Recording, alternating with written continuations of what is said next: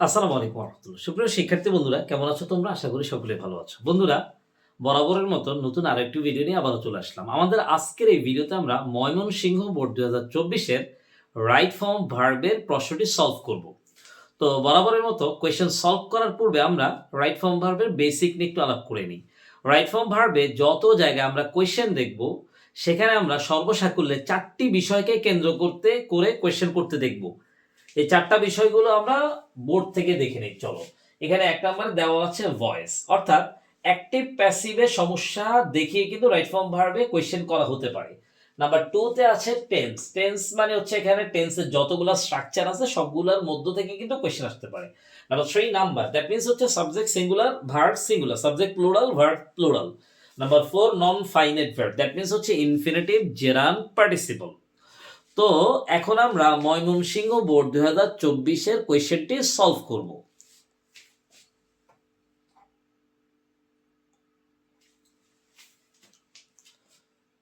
তো বন্ধুরা, এখন আমরা স্ক্রিন থেকে প্রথমেই কোয়েশ্চেনটা এক নজর দেখে নিব। হ্যাঁ, তোমরা কিন্তু অবশ্যই কোয়েশ্চেনটা ১ থেকে ২ বার পড়ে নিবে। আমি সময় স্বল্পতার কারণে এখানে পড়ছি না। Okay. Man has unquenchable thirst for knowledge. He is never dash satisfied with what he already dash know and dash see. এখানে আমরা মানুষের যে তৃষ্ণার ব্যাপারটা রয়েছে নলেজের ব্যাপারে, তো আমরা বুঝতে পারি মানুষের যে তৃষ্ণা রয়েছে নলেজের ব্যাপারে, এটা কিন্তু একটা মানে সব সময়ের জিনিস। হ্যাঁ, সো এটা তো আসলে বর্তমান কাল নিয়ে আলাপ হবে, এটা আমরা মোটামুটি আন্দাজ করতে পারছি। তো আমরা উত্তরে চলে যাচ্ছি। He is never dash satisfied with what he already dash know. এখানে আমরা দেখতে পাই he is never dash satisfy. Satisfy মানে হচ্ছে সন্তুষ্ট করা। এখন he is never dash satisfy, এখানে আমরা দুইভাবে এটার উত্তরকে ব্যাখ্যা করতে পারি। দুইভাবে উত্তরকে ব্যাখ্যা করলেও উত্তর কিন্তু একটাই হবে। আমরা দেখি দুইভাবে আমরা একটু ব্যাখ্যা করতে পারি। ১ নাম্বার আমরা যে ব্যাখ্যাটা করতে পারি, ইজটাকে আমরা মেইন ভার্ব ধরতে পারি, তারপর নেভার উপরে যে ভার্বটা রয়েছে স্যাটিসফাই, এটাকে আমরা V3 ধরে অ্যাডজেক্টিভ ধরতে পারি। আবার এটাকে কিন্তু আমরা প্যাসিভ হিসেবে বের করতে পারি। আমরা প্যাসিভ হিসেবে বের করলে আমাদের জন্য উত্তর করা ইজি হবে। আমরা দেখি এখানে হি ইজ নেভার স্যাটিসফাই। স্যাটিসফাই মানে হচ্ছে সন্তুষ্ট করা। এখন সাবজেক্টকে হি, মানুষকে কি সন্তুষ্ট করতে পারে? মানুষ নিজেকে নিজে এখানে আসলে সন্তুষ্ট করতে পারবে না। এখানে জ্ঞানটা আসলে মানুষকে সন্তুষ্ট করতে পারে। সো এখানে আসলে প্যাসিভ হবে। আর প্যাসিভ হলে কিন্তু এখানে ভার্বের ৩ নাম্বার রূপ হবে। এটা আমরা বলতে পারি। আবার এভাবে বলতে পারি যে এখানে আসলে স্যাটিসফাইড ভার্বের ৩ নাম্বার রূপ বসে সেটা অ্যাডজেক্টিভ হিসেবে কাজ করবে।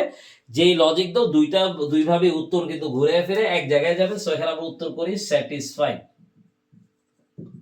ওকে, এরপরে চলে যাব আমরা with what he already dash know and dash see. এখানে আমরা দেখতে পাই হোয়াট, এটা কিন্তু ক্লজ মার্কার। এখন আমরা আগেও বলেছি বিভিন্ন ভিডিওতে, ক্লজ মার্কার যেখানে থাকবে তার আগেরটা কিন্তু আগে চলে যাবে, পরেরটা কিন্তু সম্পূর্ণ নতুন হিসাব স্টার্ট করবে।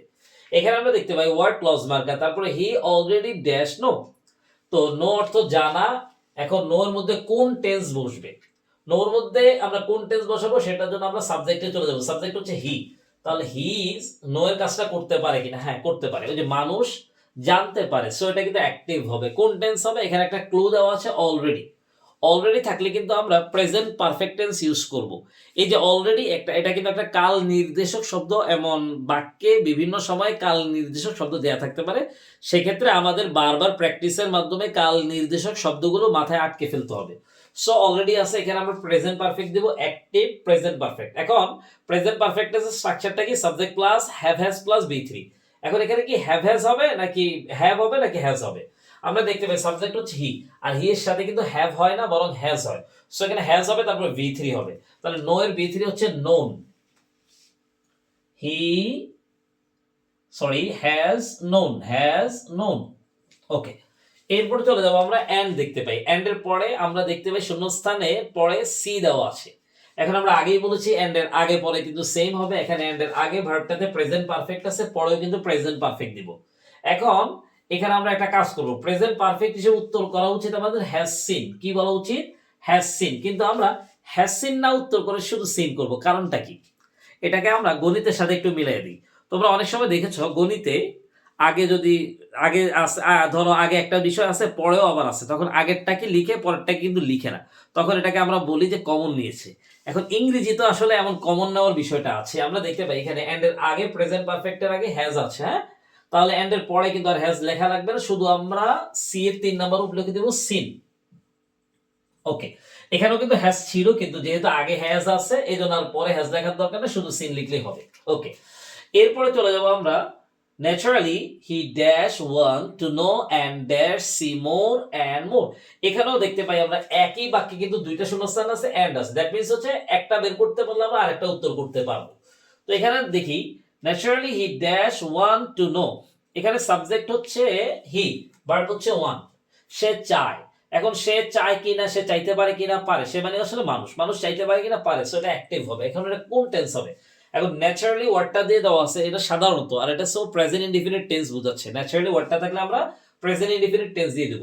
এরপরে আমরা দেখতে পাই subject he third person singular, তাহলে প্রেজেন্ট ইনডিফিনিট টেন্স অ্যাক্টিভে সাবজেক্ট থার্ড পারসন সিঙ্গুলার হলে কিন্তু ভার্বের সাথে এস অথবা ইএস যুক্ত হবে, সো এখানে ওয়ানটার সাথে এস যুক্ত করে আমরা উত্তর করব হচ্ছে ওয়ান্টস, ওয়ান্টস।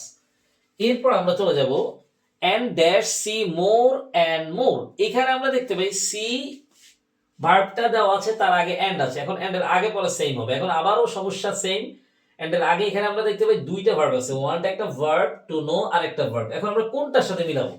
যদি ওয়ানটার সাথে মিলে তাহলে উত্তর হবে সিজ, আর ওয়ানটার সাথে না মিললে যদি টু নো এর সাথে মিলে তাহলে উত্তর হবে টু সি। আমরা কোনটার সাথে মিলাবো? তো এন্ড এর আগে যদি দুইটা ভার্ব থাকে তাহলে এন্ড এর পরে যে ভার্বটা বসবে সেটা কিন্তু আগে দুইটার যে কোনো একটার সাথে মিলতে পারে, যার সাথে মিলবে সেই অনুযায়ী আমরা বসাই দিব। এখানে আসলে আমরা নো এর সাথে মিলাবো, টু নো ইনফিনিটিভের সাথে, তাহলে এখানে আমাদের উত্তর হওয়া উচিত টু সি।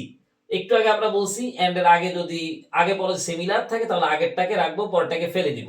সো আগে যেহেতু টু আছে এই জন্য পরে টু লেখার দরকার নেই, সো এখানে উত্তর হবে সি। অনেকে আমরা ভাবতে পারি যে আসলে ওই যে ওয়ানটার সাথে মিলাইছে, না, এখানে আসলে ওয়ানটার সাথে মিলাইনি, এটা আমরা বুঝবো কিভাবে? আমরা একটু পড়ে দেখি। ন্যাচারালি হি ওয়ান্টস, সে চায়, কি চায়? টু নো, জানতে।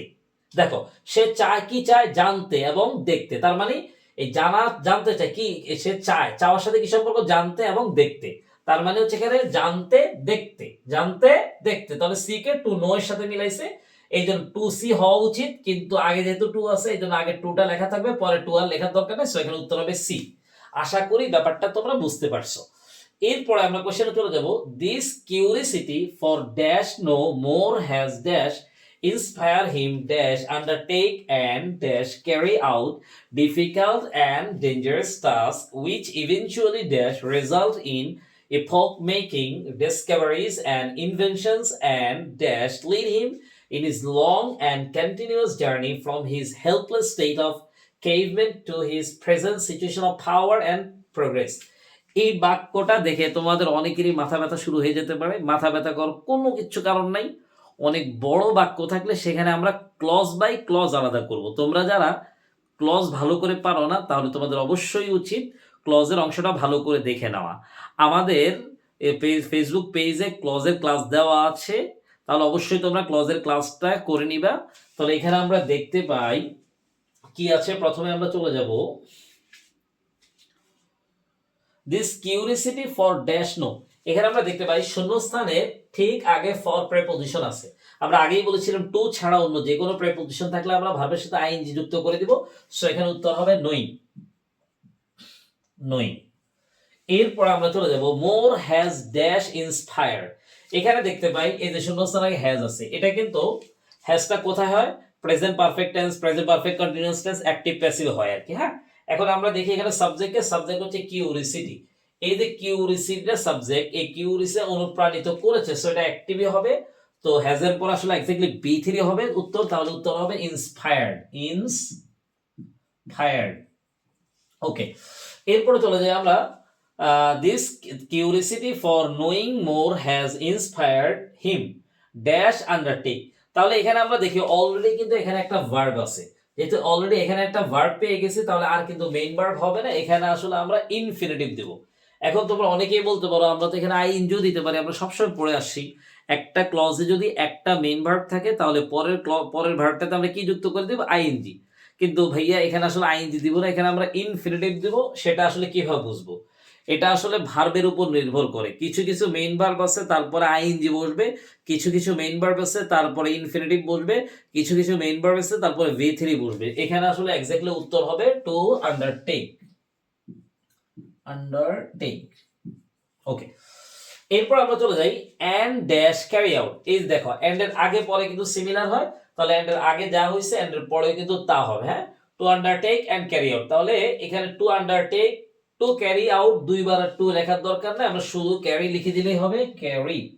ওকে, এরপরে চলে যাই আমরা and dangerous task which eventually dash result. এখানে দেখতে পাই এই যে হুইচটা কিন্তু ক্লজ মার্কার, দ্যাট মিন্স হচ্ছে আগের অংশটা কিন্তু মোটামুটি শেষ, এবার পরেরটা আবার আলাদা হিসাব। which eventually dash result is the result in, আমরা আগেই বলেছি result in মানে ডেকে আনা।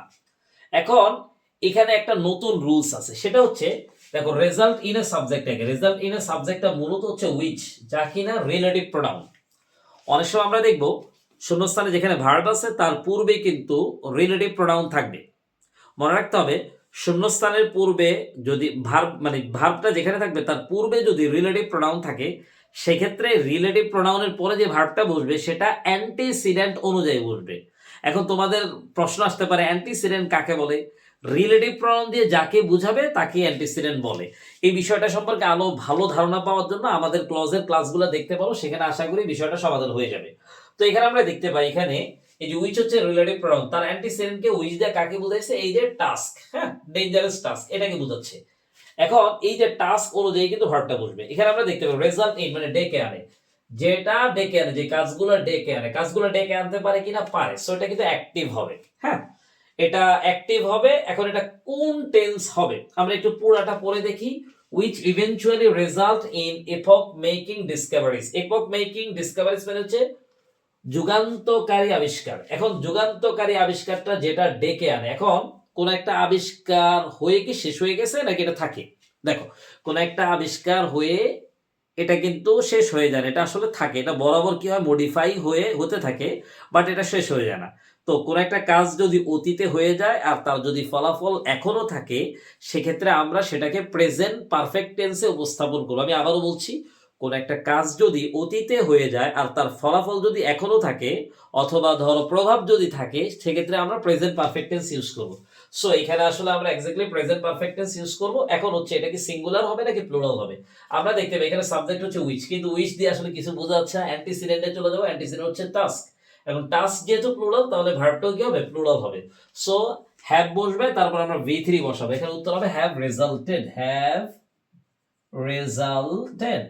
ওকে, এরপরে চলে যাই আমরা an epoch making discoveries and inventions and dash lead him in his long and continuous journey from his helpless state of caveman to his present situation of power and progress.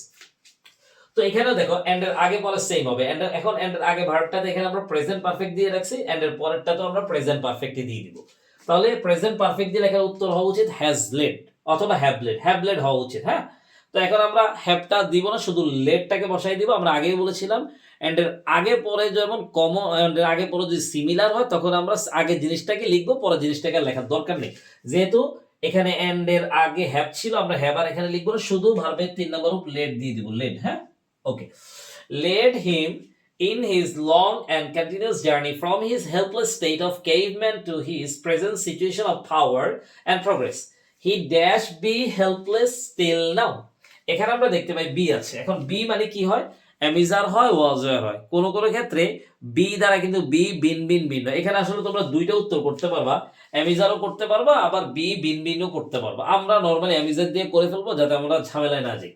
তাহলে B মানে am is are হবে। এখন হি যেহেতু singular তাহলে এখানে আমরা is বসাই দিব। হ্যাঁ, এখানে কিন্তু আসলে উত্তর হ্যাজ বিনও হতে পারে, হ্যাজ বিন। ওই বিনটাকে আমরা কি ধরে নিব? মেইন বিটাকে আমরা মেইন ভার্ব ধরে এখানে প্রেজেন্ট পারফেক্ট দিতে পারি, হ্যাজ বিন। ওকে, অসুবিধা নেই। He would not have dash, এই যে উড আছে মডাল ভার্ব, তারপর হ্যাভ আছে, উড নট হ্যাভ, হ্যাভ এর পরে কিন্তু এখানে V3 হবে। সো বি এর V3 কি? বি এর V3 হচ্ছে বিন। সো এখানে কারেক্ট উত্তর হচ্ছে বিন। ওকে, he would not have been able to control all powers and forces. ওকে, বাক্য শেষ। তারপরে শেষে dash invent so many technologies he now controls। এখানে আমরা দেখতে পাই he now controls, এখানে কিন্তু মেইন ভার্ব আছে। আমরা আগেই বলেছি যদি একটা মেইন ভার্ব থাকে আর বাক্যটা ভার্ব দিয়ে শুরু হয় সেক্ষেত্রে আমরা ভার্বের সাথে আইএনজি যুক্ত করে দিব, তাহলে আমাদের উত্তর হয়ে যাবে। সো এখানে ইনভেন্টের জায়গায় আমরা উত্তর দিব হচ্ছে ইনভেন্টিং। ওকে, তো বন্ধুরা আশা করি তোমরা কোয়েশ্চেনগুলো এনজয় করছো এবং সলভের প্রক্রিয়াটা এনজয় করছো। যদি তোমাদের ভালো লেগে থাকে তাহলে অবশ্যই তোমরা এই ভিডিওগুলো তোমাদের বন্ধুদের সাথে শেয়ার করবে এবং বেশি বেশি শেয়ার করে আমাদেরকে আরো বেশি পরিমাণ ভিডিও দেওয়ার জন্য উৎসাহিত করবে। পরবর্তী ভিডিও নিয়ে আবারও চলে আসছি, ততক্ষণ পর্যন্ত ভালো থাকো। আসসালামু আলাইকুম ওয়া রাহমাতুল্লাহি ওয়া বারাকাতুহু।